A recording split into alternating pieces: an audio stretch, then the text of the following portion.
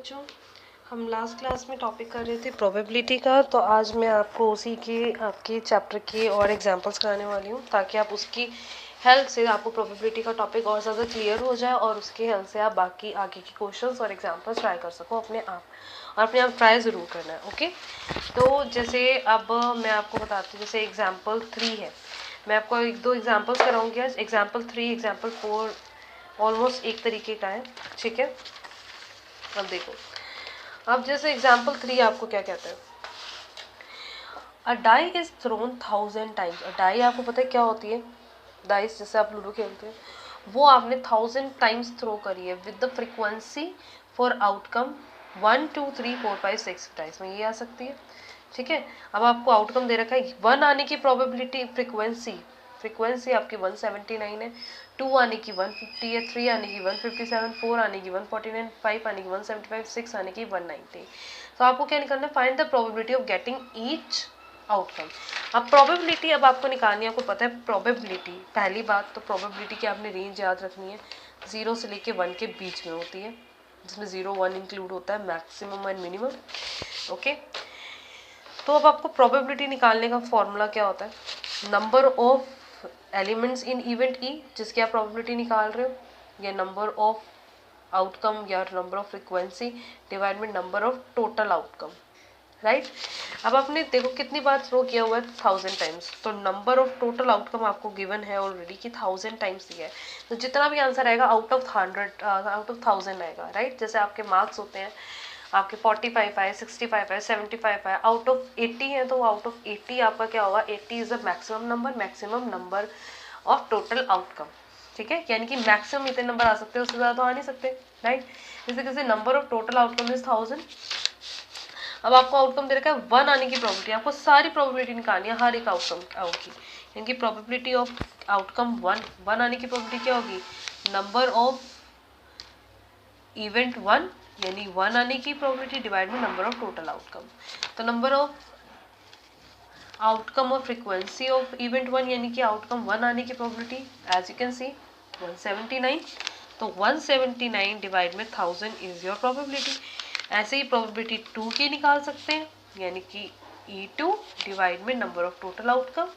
हमेशा याद रखना डिवाइड में नंबर ऑफ टोटल आउटकम आपको करना ही करना है। अगर जैसे 5 बैग में से कोई एक सेलेक्ट करना है तो 1/5 आएगा, इनके total bag number of bags in total outcome आपको जरूर चेक करना है, अदरवाइज आपकी प्रोबेबिलिटी की रेंज ये नहीं आएगी, ठीक है। तो E2 की क्या होगी, आउटकम 2 आने के चांसेस कितने हैं, 150, तो 150/1000। इसी तरीके से आपने एंड तक कर देना है, P6 तक आपने ट्राई करना है। P6 तक आपका क्या होगा, डिवाइड में number of total outcome is equal to 190 divide में 1000।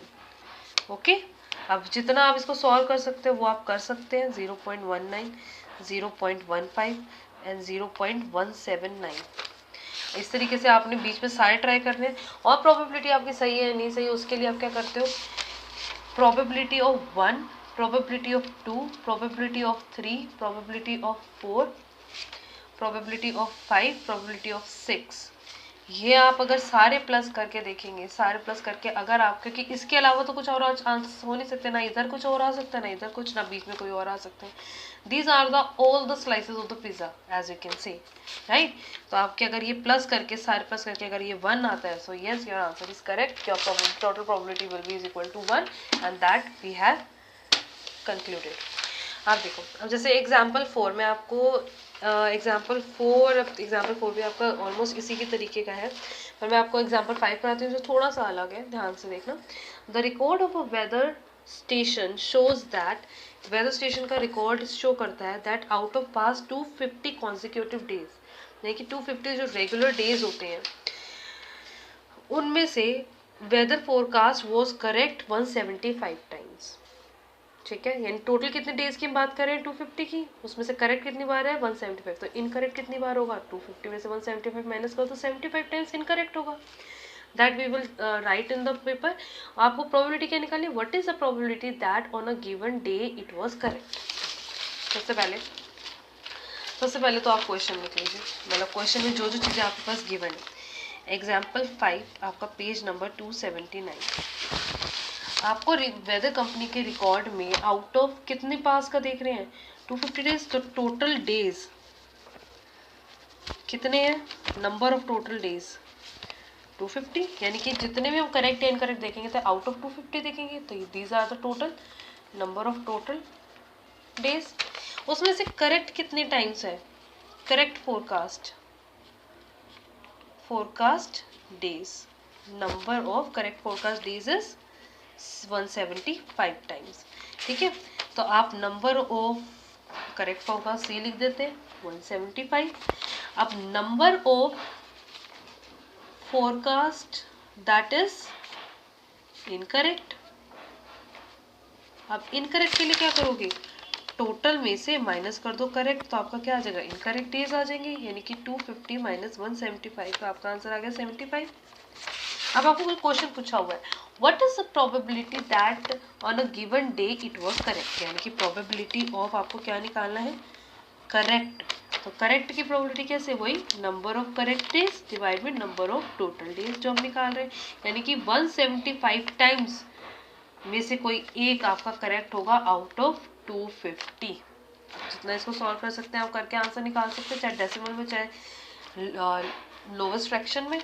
ऐसे ही आपका सेकंड पार्ट है, what is the probability that it was not correct on a given day. Not correct यानी कि एनसी लिख लेते हैं हम, एनसी लिखेंगे तो एनसी के लिए क्या होगा, number of not correct days divide में नंबर ऑफ टोटल डेज जो हम निकाल रहे हैं, यानी कि 75 टाइम्स आउट ऑफ 250 में से 75 टाइम्स हमारा जो फोरकास्ट है वो गलत होगा। तो ये आप फ्रैक्शन में या डेसिमल में निकाल लेंगे, और डेसिमल में निकालेंगे तो ये चीज़ आपने ध्यान रखनी है, प्रोबेबिलिटी की रेंज, अगर ये रेंज से बाहर हो जाता है तो आपकी प्रोबेबिलिटी हो जाएगी गलत। तो ये रेंज तो आप अच्छे से अपने दिमाग में बिठा लीजिए।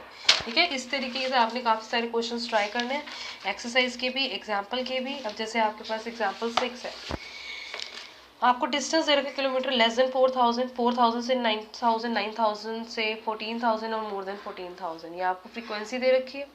तो टोटल आप फ्रीक्वेंसी अगर आप इनको टोटल करोगे तो ऊपर आपको दे रखा है रिजल्ट ऑफ 1000 केसेस, तो 1000 केसेस में ये आपका टोटल 1000 ही होगा, टोटल करके भी देखेंगे तो अब आपको प्रोबेबिलिटी निकालनी है that it will need to be replace before it has covered 4000 metre, यानी 4000 किलोमीटर से पहले पहले का उसको प्रोबेबिलिटी निकालनी है। तो 4000 से पहले पहले का यानी कि लेस देन 4000, 20/1000। मैंने पूरा क्वेश्चन नहीं पढ़ा बट मैं आपको फिर भी बता रही हूँ, क्वेश्चन पढ़ेंगे तो आपको समझ आ जाएगा। It will last more than 9000, more than 9000 का मतलब क्या, 9000 से ज़्यादा, यानी कि यहाँ से, लेकिन मोर देन 9000 में ये प्लस ये भी आ जाता है, क्योंकि more than 14000 is also more than 9000 kilometre. अब ये लेस देन 4000 था तो वो एक ही था, अगर 4000 से पहले एक 3000 भी लेस होता तो उसको भी हम इंक्लूड करते। अब it will last more than 9000 यानी कि 9000 से ऊपर 325 प्लस 445 डिवाइड में टोटल 1000 निकाल लेंगे। It will need to be replaced after it has covered somewhat between 4000 and 14000 kilometre. किसका निकालना है, 4000 से 14000 के बीच में।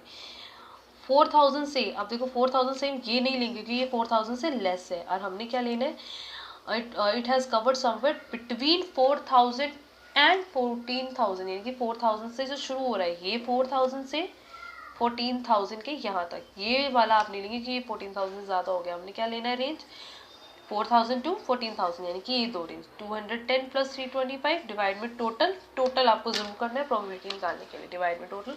अब यहाँ पे भी देखेंगे आपका सेम आंसर हो रखा होगा, लेकिन आपने पूरा क्वेश्चन खुद ट्राई करना है। ओके, आज के लिए इतना ही, ये क्वेश्चन आप अपने आप ट्राई भी करेंगे। Thank you.